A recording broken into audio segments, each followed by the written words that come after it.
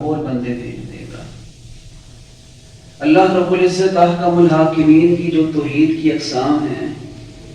ان میں سے ایک قسم توحید ربوبیت ہے۔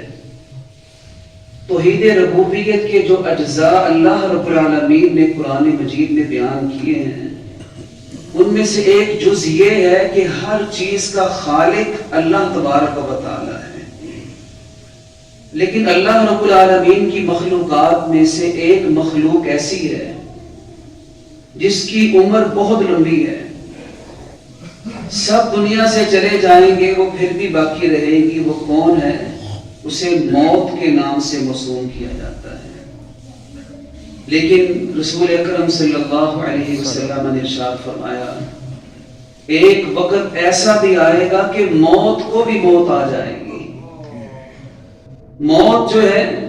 اس کا بھی خاتمہ ہو جائے گا۔ فرمایا کہ جنتی جنت میں چلے جائیں گے، جہنمی جہنم میں چلے جائیں گے۔ اللہ تبارک و تعالی اہل جنت کو مخاطب کر کے فرمائے گا کہ یا اہل الجنہ، اے جنتیو۔ نبی علیہ الصلوۃ والسلام نے فرمایا کہ اللہ تبارک و تعالی کی پکار کو سن کے تمام جنتی اپنی گردنوں کو اوپر اٹھا کے دیکھنا شروع کر دیں گے۔ اس کے بعد اللہ رب العالمین جہنمیوں کو مخاطب فرمائیں گے کہ یا اہل النار، اے جہنمیوں۔ فرمایا جہنمی بھی اپنی گردنوں کو اوپر اٹھا کے دیکھنا شروع کر دیں گے۔ اس کے بعد اللہ رب العزت احکم الحاکمین کے حکم سے موت کو ایک چت قبرے مینڈے کی شکل کے اندر لایا جائے گا۔ تو اللہ تبارک و تعالی جنتیوں سے بھی پوچھیں گے، جہنمیوں سے بھی پوچھیں گے هل تعرفون هذا، اسے پہچانتے ہو؟ کیا تمہارا اس سے واسطہ پڑا ہے؟ رسول اللہ صلی اللہ علیہ وسلم نے فرمایا تمام جنتی اور تمام جہنمی کہیں گے نعم، جی ہاں، اے ہمارے پروردگار ہم اسے جانتے ہیں۔ کیوں؟ نبی علیہ السلام نے فرمایا کلہم رآہ، اصل بات یہ ہوگی کہ ہر جنتی بھی اس موت کو اپنی آنکھوں سے دیکھ چکا ہوگا، اور ہر جہنمی بھی اس دنیا کے اندر اس موت کا مشاہدہ اپنی آنکھوں سے کر چکا ہوگا۔ اس کے بعد اللہ تبارک و تعالی کے حکم سے اس موت کو ذبح کر دیا جائے گا، اور جنت والوں سے کہا جائے گا یا اہل الجنہ خلود فلا موت، اے جنتیوں اب ہمیشہ کے لیے جنت ہے، ہمیشہ کے لیے اللہ کی نعمتیں ہیں، نہ بھوک ہے، نہ پیاس ہے، نہ بڑھاپا ہے، نہ کمزوری ہے، نہ بیماری ہے، نہ پریشانی ہے، نہ دکھ ہے، اور نہ اللہ کی جنت میں کوئی تکلیف ہے۔ رسول اکرم صلی اللہ علیہ وسلم نے فرمایا یہ سن کر جنتیوں کی خوشی کی انتہا باقی نہیں رہے گی کہ اب ہمیشہ کے لیے ہم اللہ کی جنت میں رہیں گے۔ جہنمیوں سے بھی کہا جائے گا یا اہل النار خلود فلا موت، اے جہنمیوں اب ہمیشہ کے لیے جہنم ہے، ہمیشہ کے لیے عذاب ہے، ہمیشہ کے لیے ذلت اور رسوائی تمہارا مقدر بنا دی گئی ہے، اب تمہیں دوبارہ کبھی موت نہیں آئے گی۔ نبی علیہ السلام نے ارشاد فرمایا ان کی پریشانی کا کوئی عالم باقی نہیں رہے گا۔ اس کے بعد رسول اکرم صلی اللہ علیہ وسلم نے قرآن مجید کی آیت مبارکہ پڑھی وَأَنذِرْهُمْ يَوْمَ الْحَسْرَةِ إِذْ قُضِيَ الْأَمْرُ وَهُمْ فِي غَفْلَةٍ وَهُمْ لَا يُؤْمِنُونَ، اے رسول صلی اللہ علیہ وسلم انہیں دنیا ہی میں اس حسرت کے دن سے ڈرا دیجئے کہ جس دن جہنمی حسرت تو کر سکیں گے لیکن جہنم سے باہر آنے کا کوئی راستہ باقی نہیں بچے گا۔ وَهُمْ فِي غَفْلَةٍ، اور آج دنیا کے اندر یہ غفلت کے اندر پڑے ہوئے ہیں، ان کی عقلوں کے اوپر پردہ پڑا ہوا ہے۔ وَهُمْ لَا يُؤْمِنُونَ، اور یہ ایمان کے راستے کو صحیح معنی کے اندر قبول کرنے کے لیے تیار نہیں ہے۔ یاد رکھیے میرے محترم ساتھیوں، موت ایک ایسی اٹل حقیقت ہے کہ اس کا انکار کرنا کسی کے بس کی بات نہیں۔ انکار کرنے والوں نے رب کی ذات کا بھی انکار کیا ہے، انکار کرنے والوں نے عذاب قبر کا بھی انکار کیا ہے، جنت جہنم کا بھی انکار کیا ہے، آسمانی کتابوں کا بھی انکار کیا ہے، نبیوں رسولوں کا بھی انکار کیا ہے، لیکن واحد موت ایک ایسی چیز ہے کہ جس کا آج تک کوئی انکار نہیں کر سکا۔ اور شاعر نے بڑی اچھی بات کہی ہے ہمیں سمجھانے کے لیے، ہمیں جھنجھوڑنے کے لیے کیا کہا، الموت باب کل نفس داخلها والموت قدح کل نفس شاربها، کہ یہ موت ایک ایسا پیالہ ہے کہ جسے ہر انسان کو پی کے رہنا ہے، اور یہ قبر ایک ایسا دروازہ ہے کہ جس سے ہر انسان نے گزر کے جانا ہے۔ یاد رکھیے اللہ کے اس فیصلے کے اندر کسی کے لیے کوئی استثناء موجود نہیں ہے، کسی کے لیے کوئی رعایت موجود نہیں ہے۔ یہ موت جب اپنے وقت کے اوپر آتی ہے، انسان کی مجبوریوں کا خیال نہیں رکھتی، انسان کی ضروریات کا خیال نہیں رکھتی کہ ابھی تو اس کے بچے چھوٹے ہیں، ابھی اس کی بچیوں کو اپنے باپ کے سہارے کی ضرورت ہے، ابھی اس کے بوڑھے ماں باپ کو اپنے اس جوان بچے کے سہارے کی ضرورت ہے۔ موت جب آتی ہے وہ انسان کی ضرورتوں کا خیال نہیں رکھتی۔ اور یہ بھی یاد رکھیے، جب بھی موت ہم میں سے کسی ایک کے پاس آئے گی، موت یہ نہیں دیکھے گی کہ آپ کتنے نیک ہیں یا آپ کتنے برے ہیں، موت یہ بالکل نہیں دیکھے گی آپ کے پاس سرمایہ کتنا ہے، موت یہ بالکل نہیں دیکھے گی آپ 3-4 مرلے کے مکان میں رہتے ہیں یا آپ کسی بہت بڑے بنگلے میں رہتے ہیں، موت یہ بالکل نہیں دیکھے گی کہ آپ کا عہدہ کیا ہے، آپ کے اختیارات کیا ہیں، آپ کا دائرہ کار کتنا وسیع ہے۔ یہ موت ایک ایسی چیز ہے، اللہ رب العزت احکم الحاکمین نے اس موت کے اندر جو سبق ہمارے لیے رکھے ہیں، اس موت کے اندر جو نصیحتیں ہمارے لیے رکھی ہیں، ایک بہت بڑا سبق اس موت نے ہمیں سب کو یہ سکھایا ہے کہ موت انسان کو سکھاتی ہے کہ اس بندے کا کنٹرول اپنا وجود کے اوپر نہیں ہے۔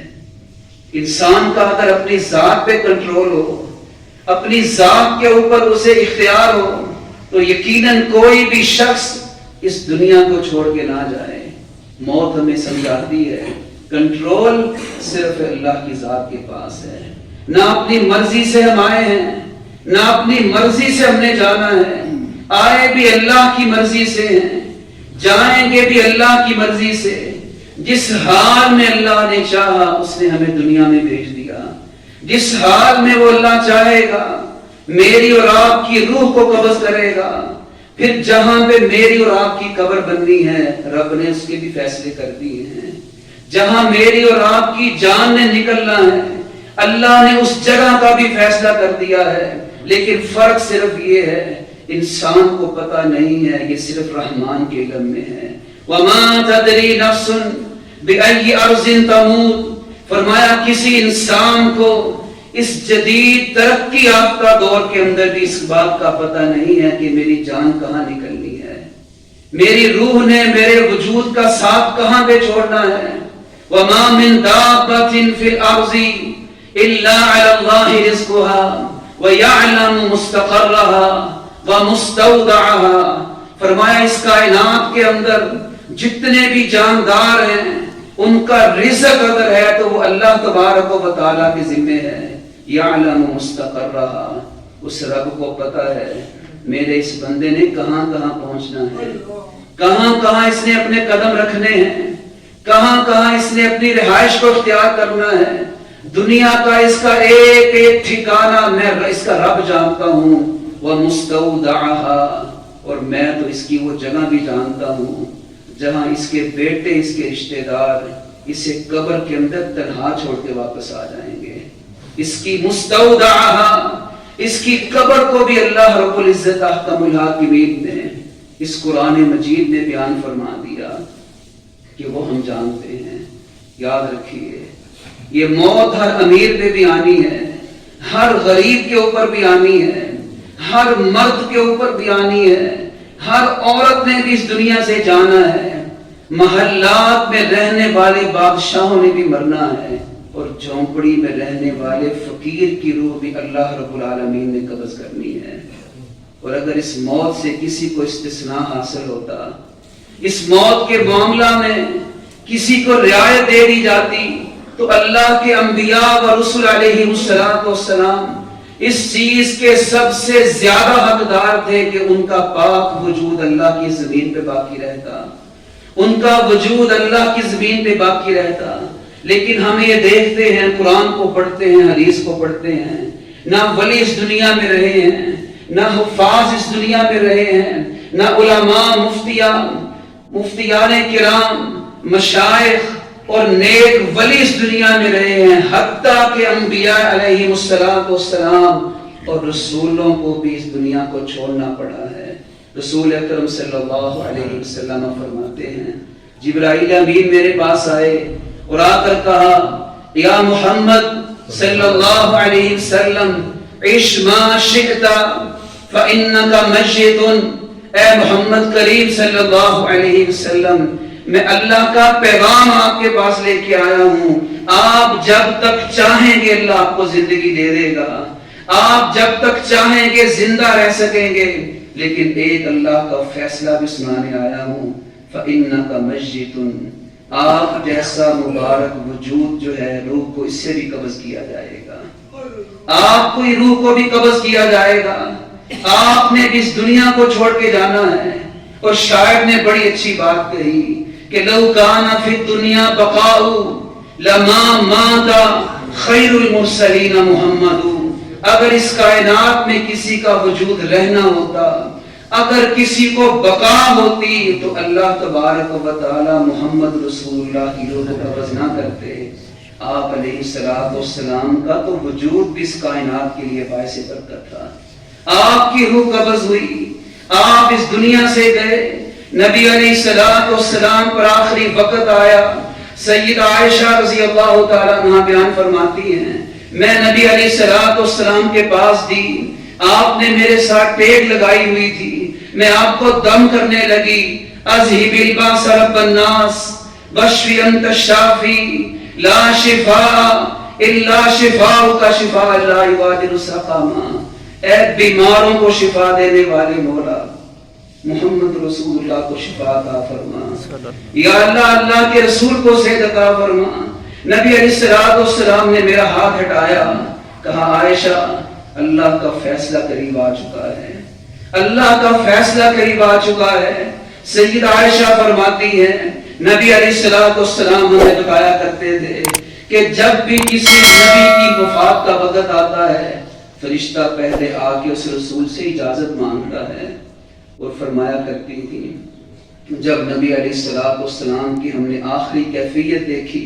تو ہم سمجھ گئے کہ نبی علیہ السلام کو اللہ کی طرف سے یہ اختیار دیا جا رہا ہے، اور جب آپ کو اختیار دیا جائے گا آپ اللہ کے پاس جانا پسند کریں گے، ہمارے پاس نہیں ٹھہریں گے۔ سیدہ فاطمہ رضی اللہ تعالی عنہا کو جا کے کسی نے بتایا کہ اللہ کے نبی علیہ السلام کی طبیعت انتہائی ناساز ہے، آپ کی طبیعت انتہائی خراب ہے۔ سیدہ فاطمہ رضی اللہ تعالی عنہا پہنچی، نبی علیہ السلام کے قریب ہوئی، آپ نے اپنی بیٹی کے کان کے اندر ایک بات کہی، حضرت فاطمہ زاروں کی طرح رونے لگی۔ پھر دوبارہ نبی علیہ السلام نے اپنی بیٹی کو اپنے پاس بلایا، پھر دوبارہ کان میں بات کہی۔ سیدہ فاطمہ رضی اللہ تعالی عنہا آنکھوں میں آنسو ہیں لیکن ہنسنا اور مسکرانا شروع کر دیا۔ سیدہ عائشہ فرماتی ہیں، جب نبی علیہ السلام دنیا سے چلے گئے، میں نے پوچھا فاطمہ نبی علیہ السلام نے تیرے کان میں کیا کہا تھا کہ تو مسکرانے لگی؟ پھر دوبارہ کیا کہا تھا کہ پہلے تو روئی تو بعد میں مسکرائی؟ سیدہ فاطمہ رضی اللہ تعالیٰ عنہ فرمانے لگی، جب مجھے اللہ کے رسول نے اپنے قریب کیا تو آپ نے فرمایا تھا، اے فاطمہ جس بیماری میں تیرا والد اللہ کا آخری رسول مبتلا ہے، اس بیماری میں میری روح کو قبض کر لیا جائے گا۔ میں زاروں کی طرح رونے لگی کہ میرے والد سے جدائی ہو جائے گی، محبت کرنے والا باپ مجھ سے جدا ہو جائے گا۔ پھر دوبارہ نبی علیہ السلام نے مجھے اپنے پاس بلا کے میرے کان میں کہا، اللہ نے فیصلہ کر دیا ہے، جنت کی تمام عورتوں کی سردار اگر کوئی ہوگی تو سیدہ فاطمہ رضی اللہ تعالی عنہ ہوگی. جنتی شہزادوں کا سردار اگر ہوں گے تو حسن اور حسین رضی اللہ تعالی عنہما ہوں گے. یہ وقت رسول اکرم صلی اللہ علیہ وسلم کی ذات کے اوپر بھی آیا. آپ کی روح جو ہے اس کو بھی قبض کیا گیا. صحابہ کرام رضوان اللہ علیہم اجمعین مسجد نبوی کے اندر نماز کا انتظار کر رہے ہیں. ادھر اللہ کے نبی علیہ الصلوۃ والسلام پر کبھی بے ہوشی کی کیفیت آتی ہے, کبھی آپ کو ہوش آتا ہے. آپ پوچھتے ہیں اصل الناس, جاؤ دیکھو لوگوں نے نماز پڑھی ہے کہ نہیں پڑھی. جا کے واپس آ کے آپ کو بتایا جاتا ہم ینتظرونک یا رسول اللہ, اللہ کے رسول کسی میں ہمت نہیں ہے آپ کے مصلی پہ کھڑے ہونے کی, کوئی کھڑا نہیں ہو سکے گا, وہ تو آپ کا انتظار کر رہے ہیں. آپ نے کہا پانی لاؤ, آپ کے پاس پانی لایا گیا. ہمت نہیں جی رسول اکرم صلی اللہ علیہ وسلم کی ذات میں, وضو کرنے کی ہمت نہیں تھی. ہمتیں جواب دیتی جا رہی ہیں. پھر دوبارہ اللہ کے نبی علیہ الصلوۃ والسلام پر ایک غشی طاری ہوئی, دوبارہ آپ کو ہوش آئی. فرمایا پانی لاؤ, لوگ پانی لائے, وضو نہ ہوا. فرمایا مرو ابا بکر فلیصلی بالناس, جا کے ابو بکر سے کہو کہ آج محمد کے مصلی پہ کھڑے ہو کے نماز پڑھائے. آج میرے اندر مسجد میں جا کے نماز پڑھانے کی ہمت نہیں ہے. یہ وقت محمد رسول اللہ کی ذات پہ بھی آیا. صحابہ کرام رضوان اللہ علیہم اجمعین بیان فرماتے ہیں ہمارے لیے سب سے زیادہ خوشی کا دن وہ تھا جب محمد رسول اللہ صلی اللہ علیہ وسلم ہجرت کر کے مکہ سے مدینہ میں تشریف لائے تھے. اور ہمارے لیے سب سے زیادہ افسوس کا دن وہ تھا کہ جب محمد رسول اللہ صلی اللہ علیہ وسلم اس دنیا سے رخصت ہوئے. یاد رکھیے میرے محترم ساتھیو, یہ موت ایک ایسی حقیقت ہے, اس دنیا کو چھوڑنا,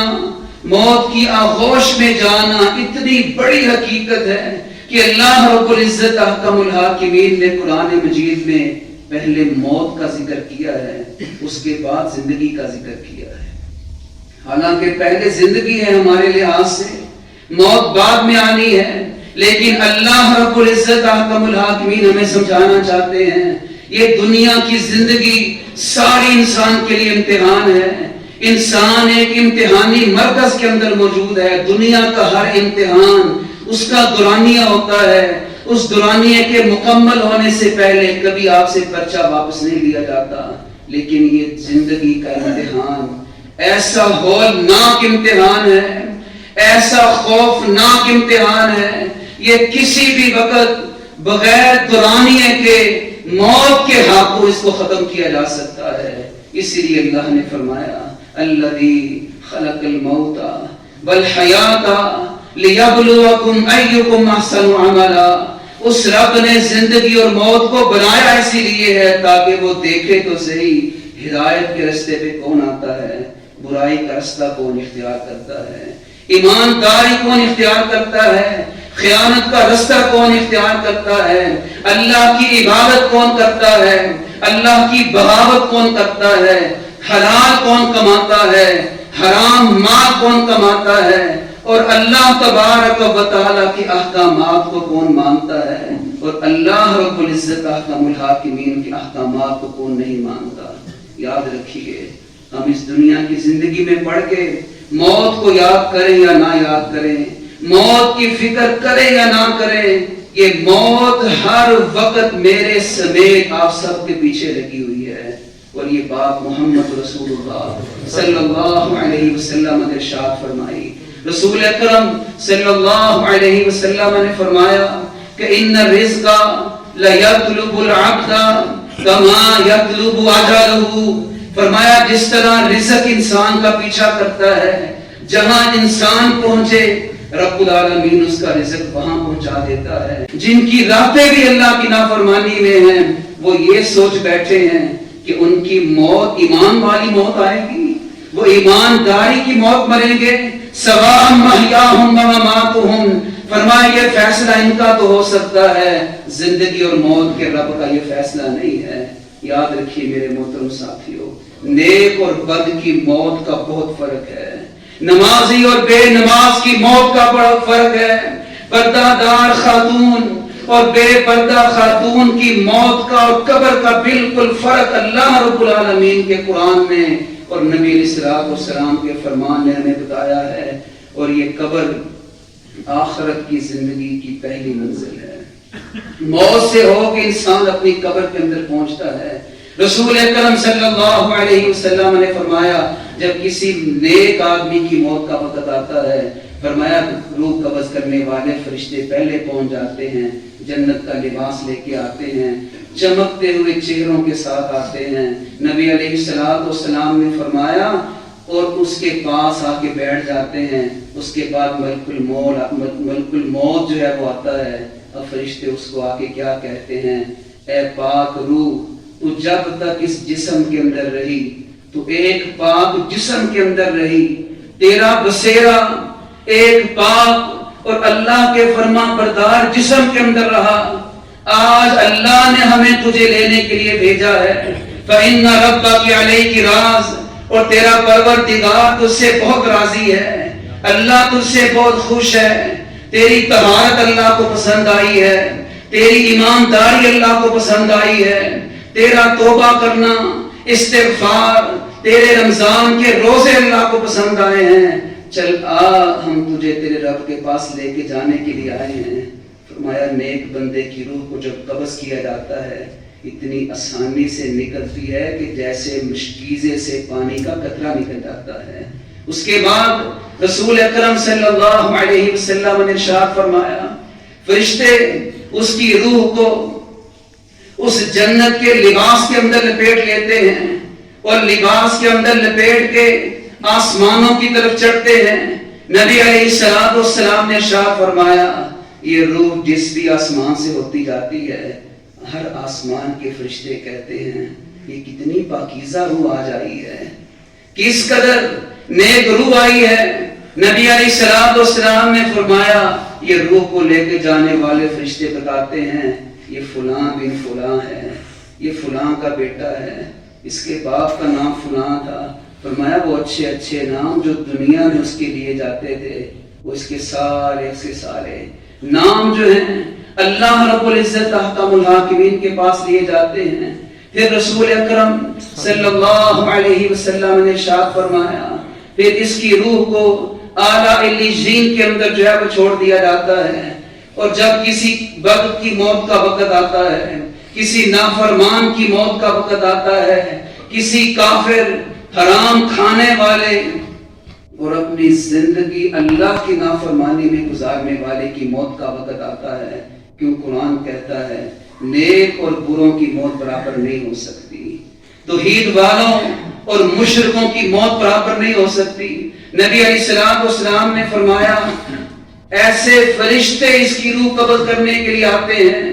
انتہائی خوفناک ان کے چہرے ہوتے ہیں، جہنم کا گندا ٹاٹ لے کے آتے ہیں، اتنی بدبو آ رہی ہوتی ہے۔ فرمایا آ کے ملک الموت اس کے پاس بیٹھتا ہے اور کیا کہتا ہے یا ایھا الروح الخبیث، اے خبیث روح، اے اللہ کی نافرمان روح، اللہ ہمیں اس وقت کی ذلت سے بچا لے، یا اللہ ہمیں موت کی سختیوں سے محفوظ فرما لے، یا اللہ موت کے وقت کی آزمائش سے ہمیں بچا لے۔ اگر ہم بچنا چاہتے ہیں میرے محترم ساتھیوں، ہمیں اپنی زندگی اپنے رب کے حکم کے مطابق گزارنی پڑے گی، ہمیں اپنی شکل و صورت، اپنا مال کمانا، اپنا کاروبار، اپنے گھر کا ماحول، اپنی معیشت، معاشرت، اپنے سارے معاملات اللہ اور اللہ کے رسول کے حکم کے مطابق کرنے پڑیں گے۔ فرمایا وہ فرشتے آتے ہیں، ملک الموت بھی آتا ہے اور کیا کہتا ہے اے خبیث روح، تو جب تک اس دنیا کے اندر رہی ایک خبیث جسم کے اندر رہی، آج تیرے سانس پورے ہو چکے ہیں اور تیرے رب نے ہمیں تجھے لینے کے لیے بھیجا ہے، وَإِنَّ رَبَّكِ عَلَيْكِ غَضْبَانٌ، آج اللہ کو تجھ پہ بڑا غصہ ہے، آج وہ رب تجھ سے بڑا ناراض ہے، چل نکل ہم تجھے اللہ کے پاس لے کے جانے کے لیے آئے ہیں۔ فرمایا روح دوڑتی ہے جسم میں، وہ نکلتی نہیں ہے، فَكَيْفَ إِذَا تَوَفَّتْهُمُ الْمَلَائِكَةُ يَضْرِبُونَ وُجُوهَهُم۔ نبی علیہ السلام پر اترنے والا قرآن کہتا ہے جب ایسے لوگوں کی روح قبض ہوتی ہے فرشتے ان کے چہروں پہ مارتے ہیں، ان کے پہلوؤں کے اوپر مارتے ہیں، اور ایسے اس کی روح کو نکالا جاتا ہے، ایک ایک رگ اس کی کٹ کے رہ جاتی ہے، جہنم کے گندے ٹاٹ میں اس کو لپیٹ کے آسمانوں کی طرف لے کے جایا جاتا ہے۔ نبی علیہ السلام نے فرمایا جس بھی آسمان پہلے آسمان پہ پہنچتی ہے دروازہ کھلوایا جاتا ہے، ایسی بد روح کے لیے اللہ کے آسمان کے دروازے بھی نہیں کھولے جاتے۔ جس فرشتے کے پاس سے وہ روح جاتی ہے وہ فرشتے کہتے ہیں یہ کتنی بدبودار ہے، یہ کس کی روح ہے؟ بتایا جاتا ہے یہ فلاں شخص ہے، یہ فلاں کا بیٹا ہے، یہ اللہ کو ناراض کر کے اس دنیا سے آیا ہے۔ رسول اکرم صلی اللہ علیہ وسلم کا قرآن کہتا ہے اس کے لیے آسمان کے دروازے نہیں کھلتے بلکہ آسمانوں سے ہی اس روح کو نیچے زمین کے اوپر پھینک دیا جاتا ہے۔ اس کے بعد انسان کی باری قبر کے مرحلے کی آتی ہے، اس کی تجہیز و تکفین ہوتی ہے، اس کی تدفین کے معاملات ہیں۔ نبی علیہ السلام نے فرمایا ایک جنازہ جا رہا تھا، جب اس میت کا جنازہ گھر سے نکلا صحابہ کرام ساتھ بیٹھے ہیں، فرمایا مستریحن او مستراحن، یہ آرام پا گیا ہے یا اس سے آرام پایا گیا ہے۔ صحابہ کرام عربی جانتے تھے لیکن عرض کی جناب اس کا معنی کیا ہے کہ یہ آرام پا گیا ہے، اس سے آرام پایا گیا ہے؟ نبی علیہ السلام نے فرمایا جب کسی نیک آدمی کا آخری وقت آتا ہے فرشتہ اس کی روح کو قبض کر کے لے کے جاتا ہے، رسول اللہ صلی اللہ علیہ وسلم نے فرمایا وہ دنیا کے سارے غموں سے آزاد ہو جاتا ہے، ساری تکلیفوں سے ساری پریشانیوں سے آزاد ہو کے اللہ کے سامنے پہنچ جاتا ہے، وہ دکھوں کا بوجھ اللہ اس کے کندھوں سے اتار دیتا ہے۔ پھر نبی علیہ السلام نے فرمایا جب کسی اللہ کے نافرمان کی موت کا وقت آتا ہے، جب اس کی روح نکلتی ہے، جب اس کا جنازہ اس کے گھر سے اٹھتا ہے، مستریحن او مستراحن، نبی علیہ السلام نے فرمایا پورے انسان کا جنازہ جب اس کے گھر سے اٹھتا ہے اس محلے کے لوگ بھی اللہ کا شکر ادا کرتے ہیں، حتیٰ کہ نبی علیہ السلام نے فرمایا اس علاقے کے درخت بھی اللہ کا شکر ادا کرتے ہیں، فرمایا بلکہ وہ سارا شہر ہی اللہ کا شکر ادا کرتا ہے، یا اللہ تیرا شکر ہے ہماری جان چھوٹ گئی۔ دعا کریں اللہ ہمیں ایسے لوگوں سے مت بنائے، اللہ ہمیں ایسا بنائے کہ جب ہم اس دنیا سے جائیں اللہ رب العالمین کے پاس ہماری حاضری ہو، رب بھی ہم سے خوش ہو جائے اور دنیا والے بھی ہم سے خوش ہو جائیں۔ اس کے بعد نبی علیہ السلام نے فرمایا جب انسان کو اس کے وجود کو قبر کے اندر رکھا جاتا ہے، فرمایا اگر یہ نیک ہے تو جب اس کو دفنا کے لوگ واپس جا رہے ہوتے ہیں کیونکہ صرف انسان کا عمل ساتھ رہتا ہے، آپ علیہ السلام نے فرمایا قبر ایک ایسی چیز ہے کوئی بھی ساتھ نہیں رہتا، نہ وہاں پہ کھڑکی ہے، نہ وہاں پہ دروازہ ہے، نہ وہاں پہ کوئی آپ کا اور میرا مددگار ہے، نہ وہاں ہمارے پاس اقتدار ہے، نہ ہمارے پاس اختیار ہے، نہ ہمارے پاس کوئی دنیا کی سفارش ہے۔ آپ علیہ السلام نے فرمایا 3 چیزیں گھر سے میت کے ساتھ نکلتی ہیں، 2 واپس آتی ہیں، 1 قبر میں ساتھ رہتی ہے۔ فرمایا رشتہ دار بھی واپس آ جاتے ہیں، آل اولاد بھی واپس آ جاتی ہے، مال اسباب گاڑیوں کی شکل میں واپس آ جاتا ہے، اگر کوئی چیز رہتی ہے تو انسان کا اپنا عمل قبر میں اس کے ساتھ رہتا ہے۔ رسول اللہ صلی اللہ علیہ وسلم نے ارشاد فرمایا جب نیک انسان کو قبر کے اندر اس کی تدفین کی جاتی ہے، جب لوگ واپس جاتے ہیں، فرمایا اللہ رب العزت احکم الحاکمین اس فوت ہونے والے نیک انسان کو جانے والوں کی قدموں کی آہٹ کی آواز بھی سنا دیتا ہے۔ یہ قبر کا سارا معاملہ اللہ نے غیبی امور میں رکھا ہے، ہمارا اس پر ایمان ہے، اگرچہ ہم نے اپنی آنکھوں سے عذاب قبر کو نہیں دیکھا، اگرچہ ہم نے اپنی آنکھوں سے قبر کے اندر ملنے والی نعمتوں کو نہیں دیکھا، لیکن ہمارا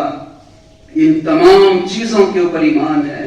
اور اہل علم نے یہ بات لکھی ہے، اگر وہ رب چاہتا تو قبر کا عذاب سنا بھی سکتا تھا۔ اس کی کئی حکمتیں ہیں کہ اللہ نے ہمیں قبر کا عذاب نہیں سنایا۔ پہلی حکمت کیا ہے کہ اگر کسی انسان کی قبر کا عذاب سنا دیا جاتا تو اس کے رشتہ داروں کو دن میں سکون نہ ملتا، راتوں کو نیند نہ آتی، اس کے عزیز و قارب کی اس پریشانی کو اللہ نے دور فرمایا۔ دوسری چیز، اللہ رب العزت احکم الحاکمین نے یہ رحمت فرمائی، اگر لوگ عذاب قبر سن لیتے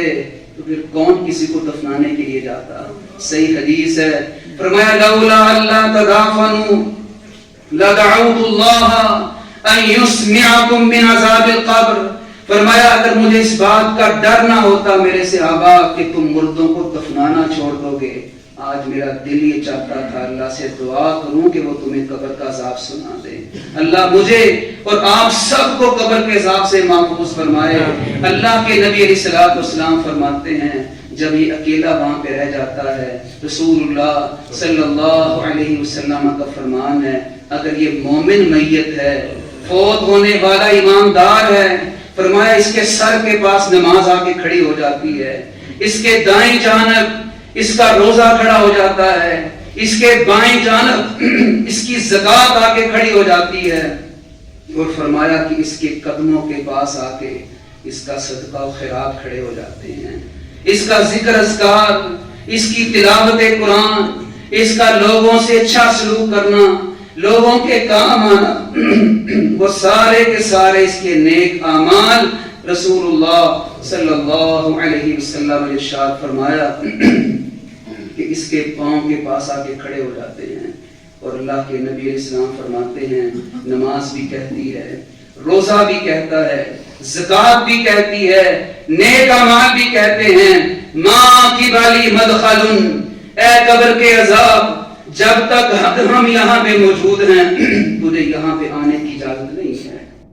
تجھے اسے نقصان پہنچانے کی اجازت نہیں ہے۔ اس کے بعد آپ علیہ السلام نے فرمایا منکر نکیر آتے ہیں، اسے آگے اٹھاتے ہیں، جب یہ اٹھتا ہے تو اسے یوں لگتا ہے کہ جیسے سورج غروب ہو رہا ہے۔ فرشتے اس سے سوال کرتے ہیں بتا تیرا اللہ کے نبی علیہ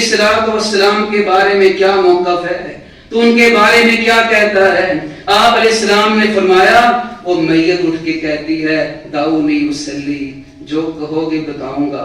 کہیں میری نماز نہ ضائع ہو جائے، میری عصر کی نماز نہ رہ جائے۔ میں نے اپنے رسول سے یہ بات سنی تھی، روز قیامت اللہ کے حقوق میں سے جس کا سب سے پہلے سوال ہوگا وہ 5 وقت کی نماز ہوگی، جس کی نماز ٹھیک ہو گئی اس کے سارے عمل ہی ٹھیک ہو جائیں گے۔ جو نماز میں پکڑا گیا،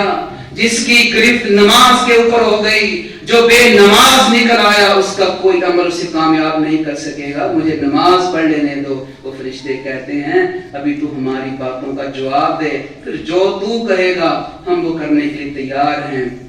پھر پوچھتے ہیں من ربو کا، وہ کہتا ہے ربی اللہ۔ فرشتے پوچھتے ہیں ماں دینوں کا، وہ کہتا ہے دین الاسلام۔ فرشتے پوچھتے ہیں من نبیوں کا، وہ کہتا ہے نبی جی محمد صلی اللہ علیہ وسلم۔ یا اللہ ہمیں بھی ان سوالات کے درست جوابات قبروں میں دینے کی توفیق نصیب فرما دے۔ آپ علیہ السلام نے فرمایا فرشتے اس سے پوچھتے ہیں تجھے یہ پتا کیسے چلا؟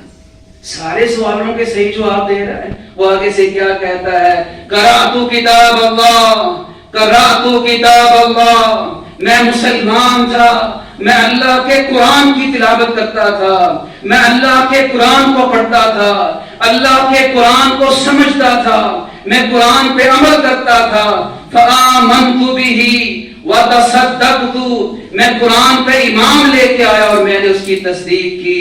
فرشتے آگے سے کیا کہتے ہیں؟ علی ذالک حجیتا وعلی ذالک متا وعلی ذالک تبعث۔ انشاءاللہ تعالی اے نیک انسان، اے نیک روح، تو اسی خیر کے اوپر زندہ رہی، اسی خیر پر، اسی ہدایت اور دین کے راستے پہ تیرا خاتمہ ہوا۔ اور انشاءاللہ فرشتے کہتے ہیں انشاءاللہ ہمیں امید ہے جب روز قیامت تیری قبر پھٹے گی اللہ تجھے ایمان کی حالت میں اٹھائے گا۔ آسمانوں سے آواز آتی ہے فرشتوں بس اب مزید پوچھنے کی ضرورت نہیں ہے، میرا بندہ کامیاب ہو چکا ہے۔ سادہ کابدی یہ سچ کہتا ہے، یا اللہ ہمارے لیے حکم کیا ہے؟ فرشتوں جنت کا لباس اس کے لیے لاؤ، جنت کا بچھونا اس کے لیے لاؤ، جنت کی نعمتیں اس کے سامنے کرو۔ نبی علیہ السلام نے فرمایا پھر جنت کی طرف سے کھڑکی اس کے لیے کھول دی جاتی ہے، یہ قبر میں ہی جنت کی خوشبوؤں کو جو حاصل کرنا شروع کر دیتا ہے۔ پھر آپ علیہ السلام نے فرمایا اسے جہنم کی طرف بھی ایک دروازہ کھول کے دکھایا جاتا ہے، دیکھ اگر تو رب کی بات نہ مانتا، اپنی منمانیاں کرتا، اپنی مرضیاں کرتا، اپنی مرضی سے زندگی گزارتا تو یہ تیرا ٹھکانہ جہنم میں بھی اللہ نے بنایا تھا، شکر کر تجھے رب نے جہنم سے بچا کے جنت کا وارث بنا دیا ہے۔ یہ فرشتے کہتے ہیں۔ پھر نبی علیہ السلام نے فرمایا ایک انتہائی خوبصورت شکل کا انسان اس کے پاس آتا ہے، وہ حیران ہوتا ہے، نہ میری بیوی ہے، نہ بچے ہیں، نہ ماں باپ ہے، نہ بہن بھائی ہیں، یہ کہاں سے میری تنہائی کو دور کرنے کے لیے آیا؟ وہ اس سے پوچھتا ہے کہ تو کون ہے؟ نبی علیہ السلام نے فرمایا وہ شخص جو خوبصورت شکل والا ہے کیا کہتا ہے؟ انا عملک الصالح، میں تیرا نیک عمل ہوں، میں تیری نمازیں ہوں، تیری ایمانداری ہوں، جو تو حلال کھا کے آیا ہے، حرام سے بچ کے آیا ہے، نماز کی پابندی کر کے آیا ہے، اپنی زبان کی، اپنی آنکھوں کی، اپنے کانوں کی حفاظت کر کے آیا ہے، تیری زندگی بسر ہوئی تو اللہ کی اطاعت کے اندر بسر ہوئی، تیری ساری نیکیاں مل کے آج ایک خوبصورت انسان کی شکل ہی تیار کر گئی ہیں۔ نبی علیہ السلام نے فرمایا جب اسے بشارتیں ملتی ہیں، جب اسے اللہ تبارک و تعالیٰ کی طرف سے یہ سعادتیں ملتی ہیں، وہ کیا کہتا ہے؟ ارجعو الی اہلی و مالی، فرشتوں اب تو مجھے جانے دو، اب تو مجھے قبر سے اٹھ کے اپنے گھر میں جانے دو، میں جا کے اپنے بیوی بچوں کو بتانا چاہتا ہوں، میں جا کے اپنے خاندان والوں کو بتانا چاہتا ہوں کہ اللہ تبارک و تعالیٰ نے میری زندگی کی نیکیوں کی بڑی قدر کی ہے، اللہ نے مجھے معاف کر دیا ہے، وہ جو میں حلال کھاتا تھا قبر میں میرے کام آ گیا، وہ جو میں نے حرام سے اپنے آپ کو بچایا قبر میں میرے کام آ گیا، وہ جو میں نے اپنی زبان کی حفاظت کی، وہ جو 5 وقت حی علی الصلاۃ حی علی الفلاح سن کے میں اللہ کے گھر میں جایا کرتا تھا، میرے پاس بڑے موقع تھے، میں نے حرام نہیں کھایا، وہ نیکیاں میرے کام آ گئی، مجھے گھر میں جانے دو۔ رسول اللہ صلی اللہ علیہ وسلم فرماتے ہیں فرشتے کہتے ہیں اب تو نہیں جا سکتا ان کے پاس، اب تو ایسے سو کہ جیسے وہ سوتا ہے جس کا نیا نکاح ہوتا ہے، اسے دوسرے کو اٹھانے کی ضرورت نہیں ہوتی، آرام سے اپنی زندگی کو بسر کر۔ پھر جب اس کو یہ بشارتیں ملتی ہیں،